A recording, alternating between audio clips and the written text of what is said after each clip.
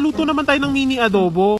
Prepare ko na nga pala yung mga kailangan nating ingredients. Kailangan natin na sibuyas, bawang na may onting sibuyas, dahon ng laurel galing sa tindahan ni Aling Nena, pamintang durog na durog katulad ng puso mo, at syempre ang ating pangunahing sangkap, ang manok. Hiniwa ko na pala yun ng maliliit para kasya sa pan. Ito talaga yung dahilan bakit hindi talaga ako nagluluto, dahil sa mantikang palaban. Tosko! O siya, unahin na nating igisa itong bawang. Syempre, sunod na natin yung kapares ng sibuyas. Parang may dalawang isip pa nga ako dito, parang nasobrahan na ata yung lagay ko ng bawang at sibuyas. Pero carry lang, ilalaban natin yan. Nung naglighten na yung sibuyas, lagyan naman natin yung manok. O jiva, talagang inisa-isa ko pa. Pagkatapos, halu-haluin lang natin to hanggang sa maluto. Pagkatapos, lagyan na natin tong sukang walang tatak. Hindi ko napapakita yung brand, hindi naman sponsor. Charis! Siyempre, ilalagay din natin yung kapartner niyang toyo. After noon, halu-haluin lang natin. Natutuwa talaga ako dito sa bago nating segment. Teka, ilagay muna pala natin tong dahon ng laurel tsaka itong paminta.